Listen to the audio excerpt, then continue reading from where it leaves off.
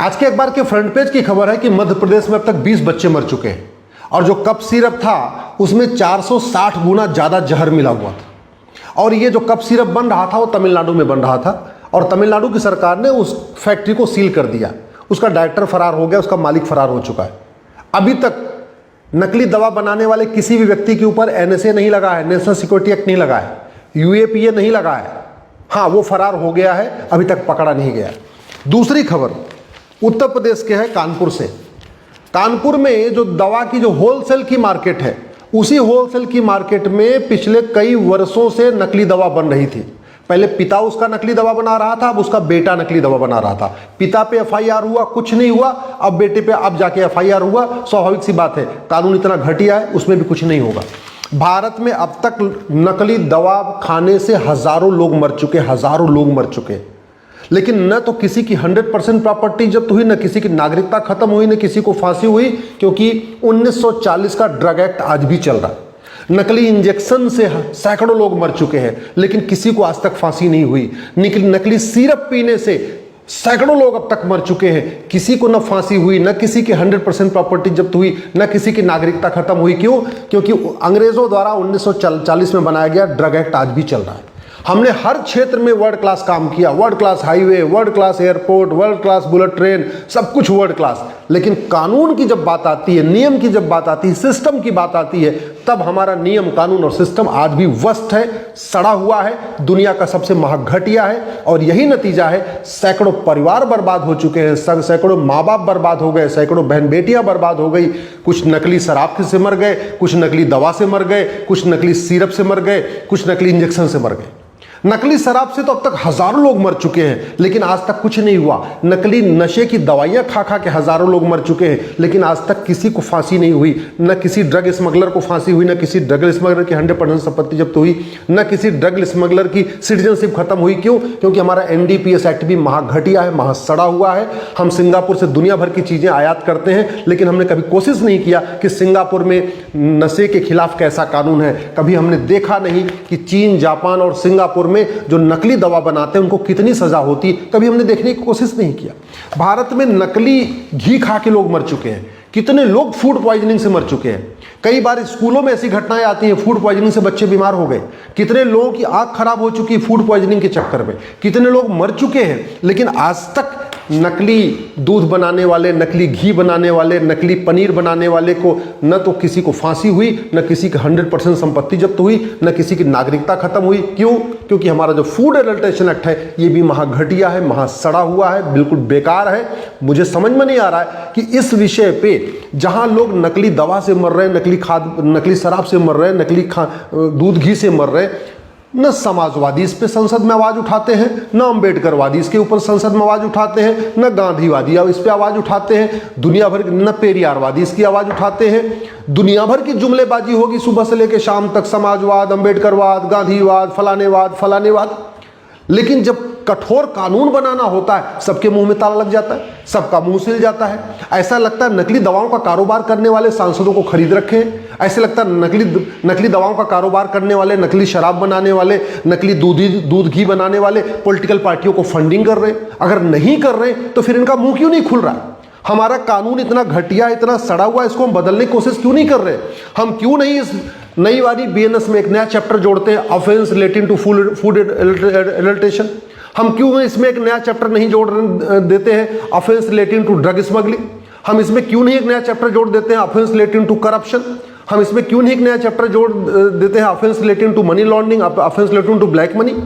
Ultimately नकली दवाओं का कारोबार करके, नकली शराब का कारोबार करके, नकली नशे का कारोबार करके लोग क्या कर रहे हैं? कालाधन इकट्ठा कर रहे हैं, बेनामी प्रॉपर्टी खरीद रहे हैं, फार्म हाउस खरीद रहे हैं, बड़े बड़े होटलें बना रहे हैं, सब कुछ बना रहे हैं। क्या इसको रोक नहीं सकते? क्या रोक सकते हैं? आज तक आप बताइए, इतने लोग मर गए किसी भी नक्काल पे, किसी भी ऐसे धोखाधड़ी करने वाले पे, नकली के सामान बनाने वालों पे ये नेशनल सिक्योरिटी एक्ट लगा। मुझे एक एग्जांपल आप बता दीजिए। ये हमारे पास UAPA है। आज तक किसी भी, चाहे वो नकली शराब बनाने वाला हो, नकली दवा बनाने वाला हो, नकली घी तेल बनाने वाला हो, नकली दूध बनाने वाला हो, किसी पे आज तक ये UAPA नहीं लगा। हमारा जो नई BNS है इसमें ऑर्गेनाइज क्राइम की धारा है, सेक्शन 111, आज तक किसी पे नहीं लगी।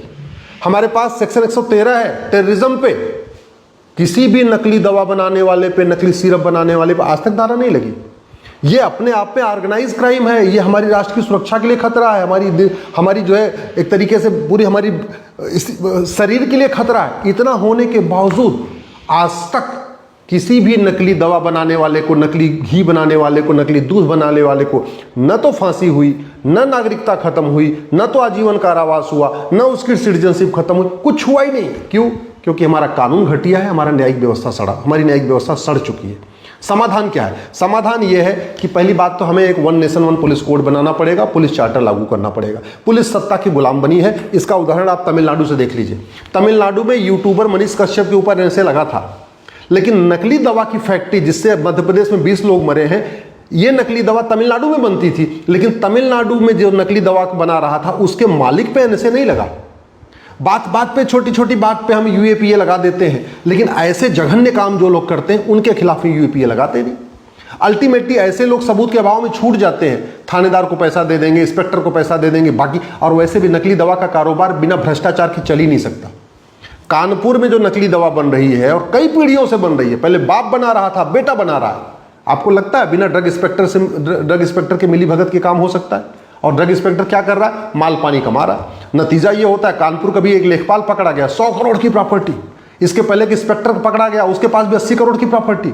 इसके पहले एक और इंस्पेक्टर पकड़ा गया। तो ये तब तक चलता रहेगा जब तक ये घटिया सड़ा हुआ प्रिवेंशन ऑफ करप्शन खत्म नहीं होगा।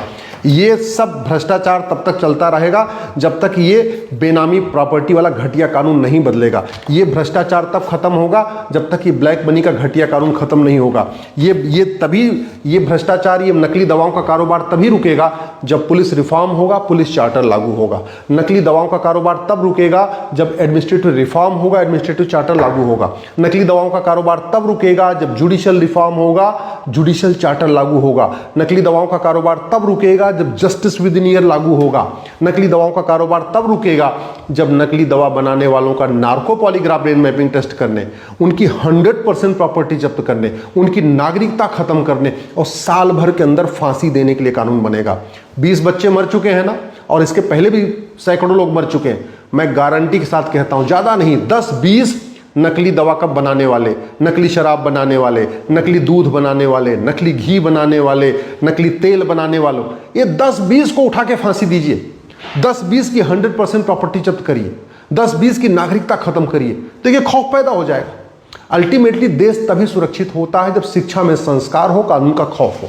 दुर्भाग्यवश हमारी शिक्षा में न तो संस्कार है और न हमारे यहाँ कानून का खौफ है।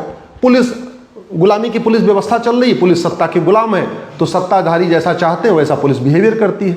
प्रशासनिक व्यवस्था गुलामी की चल रही है, इसलिए प्रशासनिक जो कलेक्टर हो चाहे कप्तान हो, वो भी सत्ता का गुलाम रहता है, इसलिए जैसा सत्ता चाहती है वैसा प्रशासन काम करता है। न्यायिक व्यवस्था का तो कुछ कहना नहीं। इतनी सड़ी हुई न्यायिक व्यवस्था के यहाँ तारीख पे तारीख मिलती रहती, कुछ होता ही नहीं है। कितने जज पकड़े गए भ्रष्टाचार के मामले में। अभी रिसेंट आया महाराष्ट्र से केस, एक जज सस्पेंड हुआ है क्योंकि पैसा ले रहा था, पैसा ले लेके जमानत दे रहा था, और दूसरा जज पकड़ा गया है जो वो एनडीपीएस का केस सुनता था, तो जो दवाइयाँ, जो ड्रग जब्त की जाती थी उसी में से ड्रग निकलवा लेता था। सोचिए, वो जज जो एनडीपीएस केस सुन रहा था, जो जितनी ये ड्रग जब्त होती थी उसी में से ड्रग निकलवा लेता था। तो जब जो जज खुद ही ड्रग स्मगलर बन जाए तो कहाँ से ड्रग रुकेगा? हाँ, सिंगापुर में एक व्यक्ति के पास 1 किलो गांजा पकड़ा गया, सीधे उठा के फांसी दे दिया। तो भारत में सरकारें बदलने से सिस्टम नहीं बदलेगा। जब तक सिस्टम नहीं बदलेगा तब तक व्यवस्था नहीं बदलेगी। जब तक सिस्टम नहीं बदलेगा तब तक देश सुरक्षित नहीं होगा। लोग मरते रहेंगे, परेशान होते रहेंगे, हॉस्पिटल में एडमिट होते रहेंगे, 2-4 दिन खबर भी छप जाएगी, और खबर छप ही रही है, सारे अखबारों में खबर छप रही है, लेकिन किसी अखबार में ये नहीं लिखा हुआ है कि ये नकली दवाओं का कारोबार रुकेगा कैसे। सब कैसे मर रहे हैं, कितने मर रहे हैं, कब मर रहे हैं, कहाँ मर रहे हैं, सब ये लिखा जा रहा है, लेकिन किसी की एक्सपर्ट ओपिनियन नहीं इस अखबार में छपी हुई है कि भैया पूरी दुनिया, ये जो नकली दवाओं का कारोबार है, ये न तो लाइलाज समस्या है, न तो ये विश्वव्यापी समस्या है। भारत में है तो क्यों है, इसका क्या समाधान है? न इस पे कोई सांसद बोल रहा है, न इस पे कोई मुख्यमंत्री बोल रहा है, न इस पे स्वास्थ्य मंत्री बोल रहे हैं, न इस पे कानून मंत्री बोल रहे हैं। तो जब तक नियम कानून नहीं बदलेगा, सिस्टम नहीं बदलेगा, तब तक लोग मरते रहेंगे, लोग ऐसे ही एक एक करके मरते जाएंगे मरते जाएंगे मरते जाएंगे और कोई फर्क नहीं पड़ेगा। हाँ, नियम कानून बदलेगा, मैं गारंटी के साथ कहता हूं 100% मिलावटखोरी बंद हो जाएगी। नियम कानून बदल जाए, 100% नकली दवाओं का कारोबार बंद हो जाएगा।